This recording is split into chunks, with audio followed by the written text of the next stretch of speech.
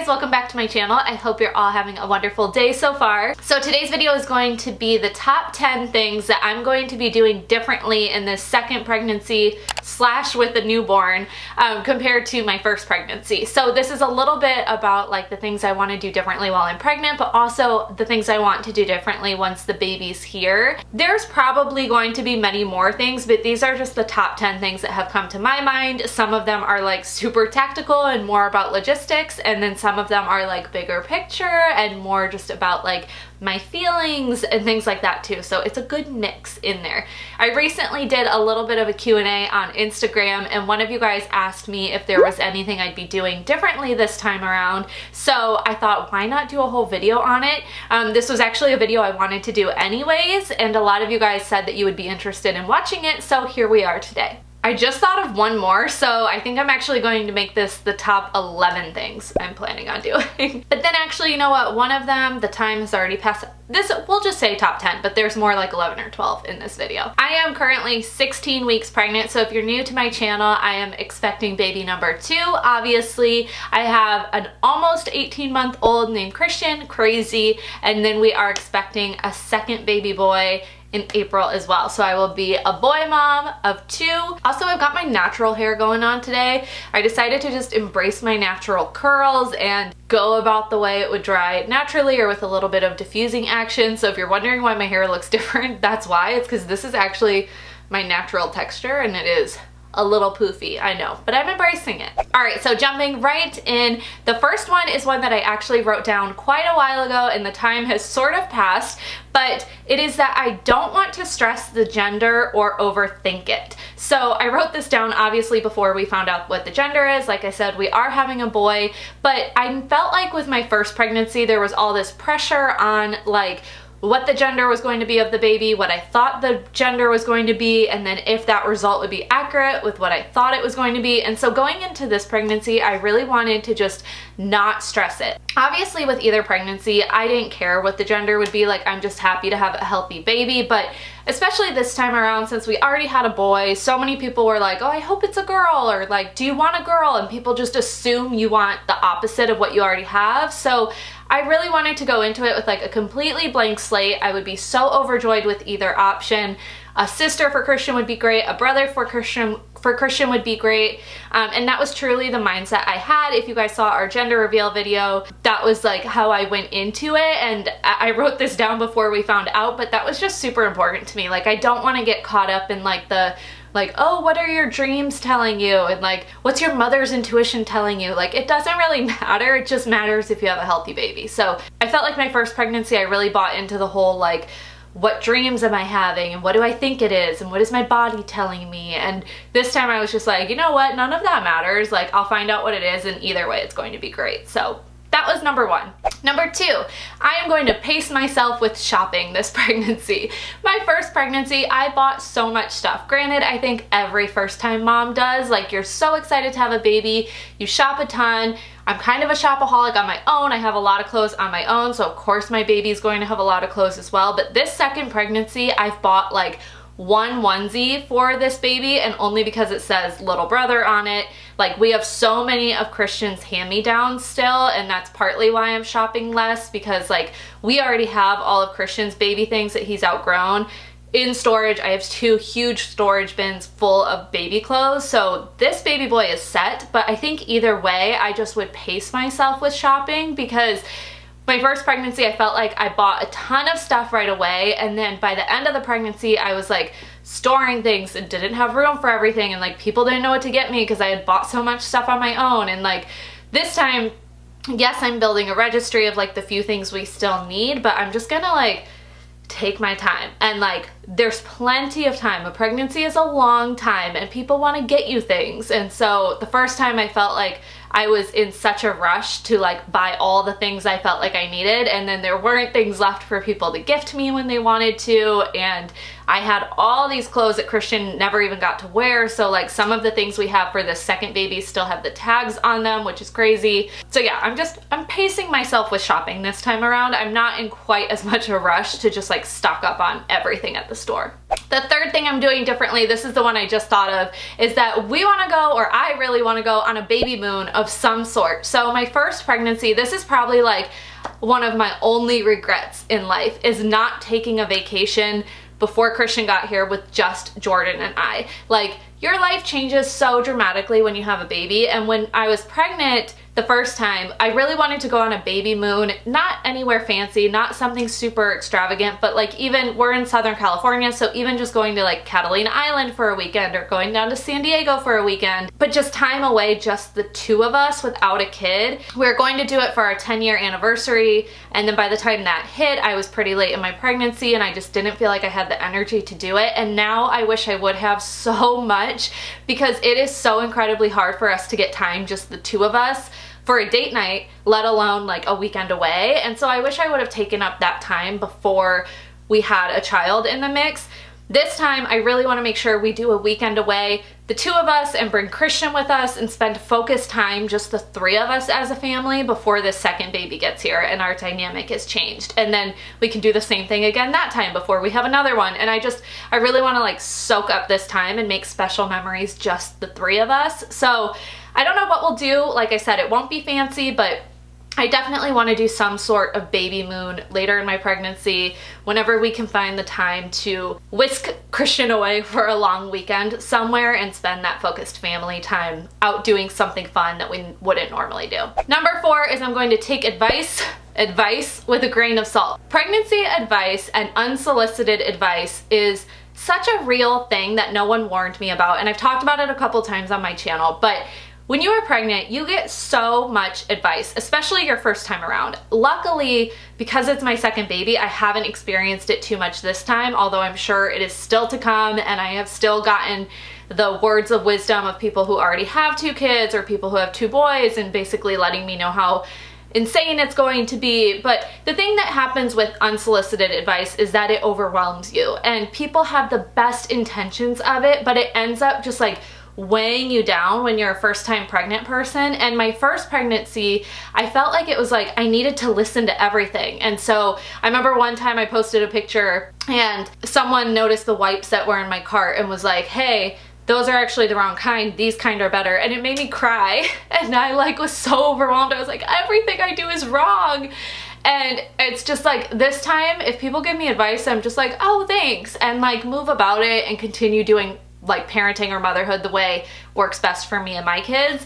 There are so many different ways of parenting. There are so many different ways of being a mom. And I think when you're pregnant, people try and like project their way of mothering on you. And like I said, they're truly trying to help. It's not coming from a bad place. I mean, sometimes I think it is, but the majority of the time it's truly coming from a place of wanting to give advice, but it ends up making you feel like you're doing everything wrong, or like people assume you don't know what you're doing, or it just feels overwhelming. Like you have hormones and emotions, and like the last thing you need are 25 people telling you 25 different ways of doing something. So this time I'm taking the advice with a grain of salt, and I'm just moving on. And like, I think that's a big part of motherhood in general that I've learned, like just not to let it get to me, and like say thank you and go about my day and not let it like impact me so much. But my first pregnancy, that was like really hard for me. So this time I feel much more equipped to deal with the advice, but like also just take it with a grain of salt. Number 5 is I am going to save more money. So babies are expensive, and this seems like a no-brainer, but I do have paid maternity leave, and so I'll be taking a maternity leave with this baby the same way I did with Christian. And because of that, I didn't think about like saving a whole lot my first time. What happens though is like if you're employed and you get paid maternity leave through your employer, you end up not getting as much as your normal paychecks would be, because taxes are increased because you're on leave, and so like a bigger chunk of your check is taken out due to taxes. You also now have health insurance for a dependent to pay for, and so that comes out of your check. Also, there's just like insane delays with receiving your money, and like maternity leave is not a breeze. Like I was just like, oh, my checks will keep coming, and like no, it's actually a really big headache. So this time around I'll be saving much more money. I think I've talked to you guys before about how like if you ever see me do sponsored content, sponsored Instagram posts, or sponsored YouTube videos, I know it's not everyone's cup of tea, but the reality is it really helps our family save. All of that money, as soon as I get it, it goes straight into our savings account, and we are saving for a house, and we're also prepping to have this baby. So this time I'm just trying to be much more wise with money and like financially prepare for having a newborn, aside from just diapers and, you know, people pay for formula or whatever you might need. Aside from that, just like normal cost of living, because that changes too. And I don't think I quite expected that with the first time. People try and warn you, but you don't really know what it's like until you go through it once. So that would be a big piece of advice I have. If this is your first time being pregnant, just look into all of that with your company. If you are employed, find out all of the details, like talk to people who have gone on leaves before and figure out what their experiences were like, and then just save as much as you can. Number 6, so this is switching gears a little bit, but I've decided, I think, and this may change, but right now, where I'm at right now, I think I would like to keep the actual moment that the baby is born private in terms of a labor and delivery video. So when I did my labor and delivery video with Christian, I showed everything. It was 40 minutes long. I wanted it to be really raw. I wanted it to be really real and a very true reflection of what labor was actually like for me. And I think it actually was that. I heard from a lot of people that prepared them. Like, it makes me want to cry just thinking about it, because it was like so obviously intense and emotional for us, and I think for people who watched it. I don't regret that at all. I'm glad I did that, especially with my first pregnancy. However, what I learned is that part of being on YouTube and part of putting yourself out there is like you're opening yourself up for criticism or for opinions, and like that, again, like unsolicited thoughts. And I received a lot of comments on specifically like the moment Christian came out and how long it took him to get to my chest, and just like those initial few moments. And every hospital is different, every doctor is different, every person is different, every delivery is different. For me, what happened was like I birthed him, they cleaned him off, and then they handed him to me and put him on my chest. In the moment, it felt very quick. It didn't feel like I was waiting. I didn't even notice it. But when people watch it back on film, it felt like it took a really long time. And like I just received a lot of like kind of nasty at times comments about how long it took and my doctor, and like one person said I gave them anxiety with how much they were waiting, and someone's like, my body is shaking all over because you haven't received your baby yet, and like just unnecessary things. And to me, I feel like that moment is so private, and I still feel so confident in it. Like even people's opinions don't make me second guess it, but I never ever would have thought anything of those initial few moments when my son was born had people not commented that, and had I not opened that up for them to see it. So I think with this second time, I've seen some labor and delivery videos where it's like they show the person pushing and then the screen goes black, and then the next thing that's shown is like her holding the baby, and I think that's probably how I'll do it. I think I'll just edit it a little bit more, because while I want it to be a real reflection of labor and delivery, I've done that now before, and this time I want it to be like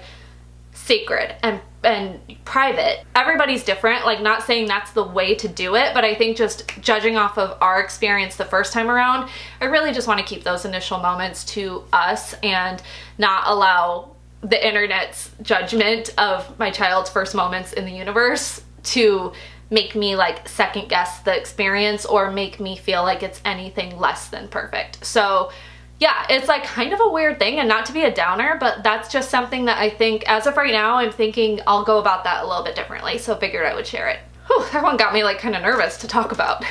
Hopefully that makes sense. Number 7 is I'm going to save milk from day one. So I leaked so much milk my first pregnancy. Like after I had him, my milk came in a couple days later, and I leaked so much, and I didn't save any of it, and now I'm like, why? Like, with my first pregnancy, I started pumping when Christian was around 3 weeks. We started giving him bottles when he was 4 weeks, a month, but all of that milk I was leaking up until 3 weeks when I started pumping, all of that was just like wasted. Like, I would wake up in puddles of milk in my bed, and I would like leak through my clothes and stuff. I found a product my first pregnancy called the Milk Catcher that is amazing. I have talked about it so many times. It is so great.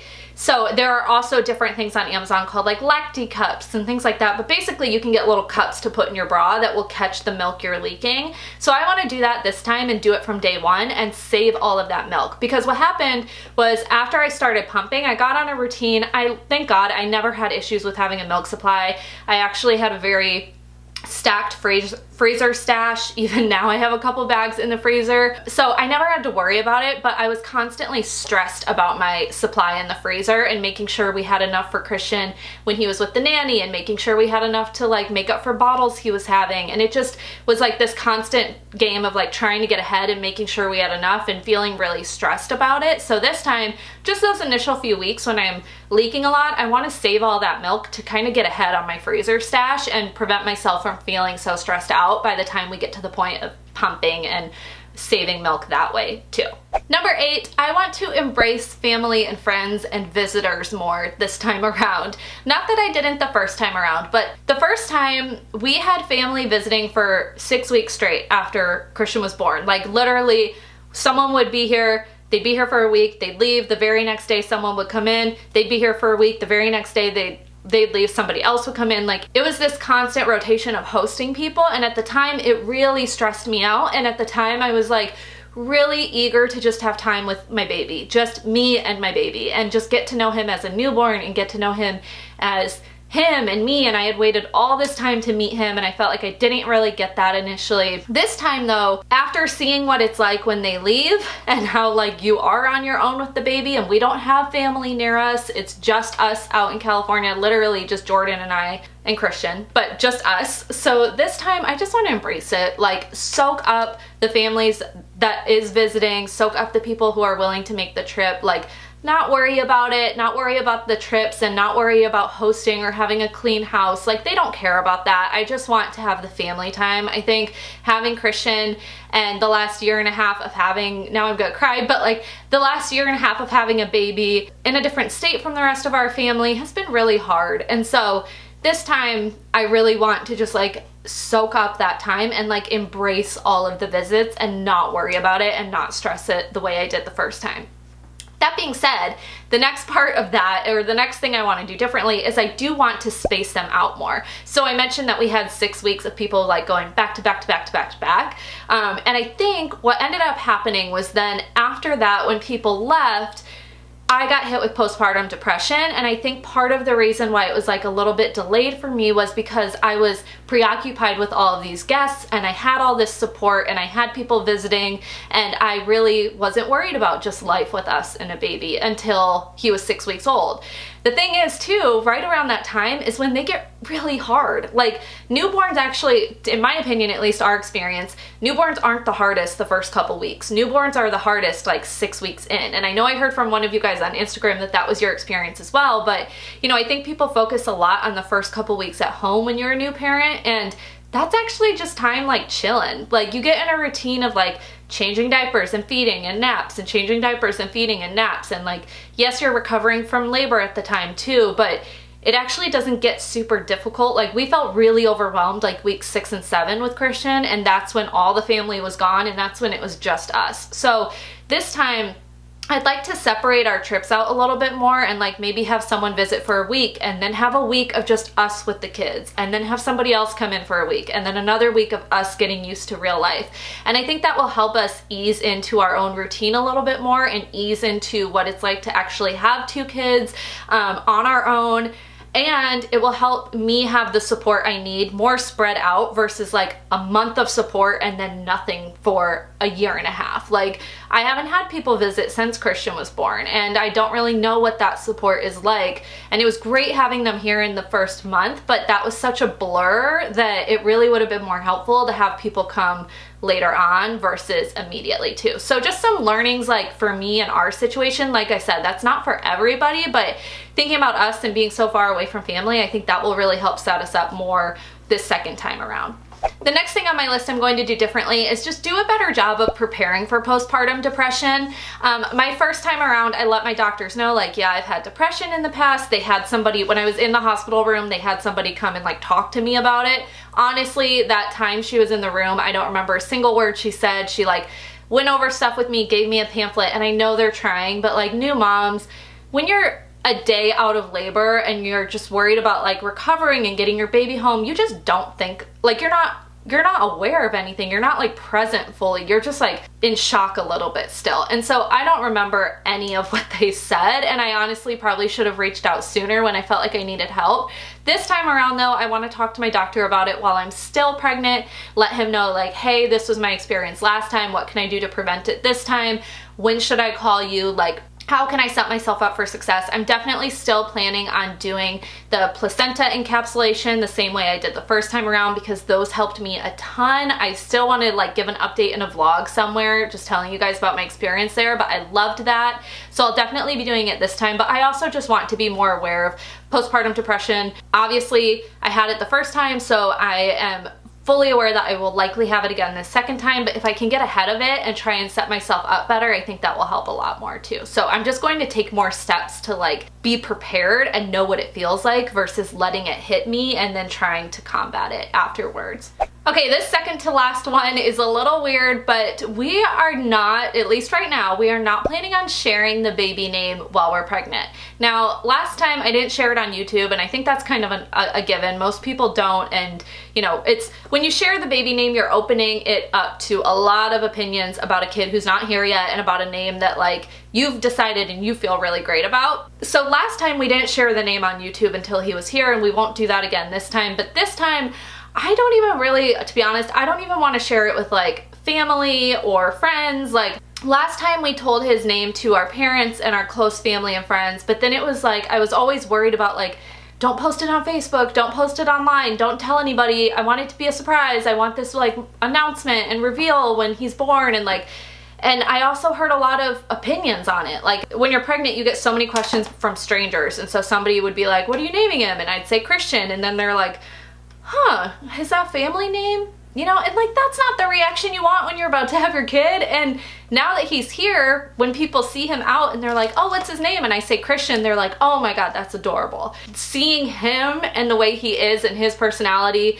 and his name seems so like fitting. And even people who may not love that name, they think it's so cute for him and they only have positive things to say now, but when he's not here yet to represent the name, you get a lot of opinions on it. And so this time I think I'd like to just like keep it to ourselves, keep it really close. When we decide on a name or, you know, we're super firm on it, I think we'll just tell people like, yeah, we're not sharing it. And I never understood why people did that before. I always thought that was a little weird. Like, okay, you're not Kim K, you're not like Meghan Markle, you can tell it's your baby name, but now I honestly really get it because I feel like Christian is one of those names that not a lot of people like it and I love it and feel so great about it, but like I didn't need to hear their opinions when I was pregnant. So this time we're just gonna keep our cards a little closer to the vest. Play our cards closer to, keep our, you know what I'm trying to say. We probably just won't tell people. And then the very last thing we'll be doing differently, or I'll be doing differently, is I am not going to stress like feeding and nap schedules once this baby is here. The first time around, I was very stressed about like breaking up his feedings like every 2 hours and making sure he was napping on time and blah, blah, blah. And I think like that works really well for a lot of people. That ended up not working for Christian, and it doesn't really work for Jordan and I. Everybody is different. Again, I feel like that's like the theme of today's video, but everybody's different. And so this time I just want to like not stress scheduling so much. I think we as a family operate a little bit better when we can just kind of like roll with it. And like, yes, it's like he needs a nap every day and he needs it in a general time frame, but if he doesn't take it at 11 o'clock on the dot, I'm not gonna like end my whole day over it. And I think when they're younger and newborns, it's a little harder to have that mentality. And for me as a first-time parent, I was so stressed about like his growth and development, and like that's all really important, obviously, but I just don't want to let it make me feel like I'm not doing a good job or worry that like if I misstep or do something wrong, it's like I'm going to set his whole life up for failure. And I think sometimes like doctors and blogs and stuff can make you feel that way. So this time I'm just gonna try and not stress it as much. Just like roll with it. And if he needs to eat every hour and a half instead of every 2 hours, that's fine.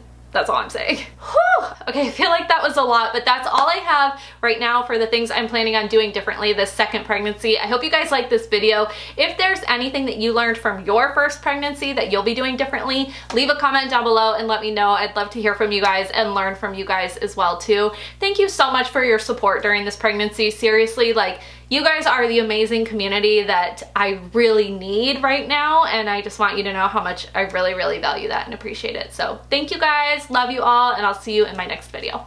Bye.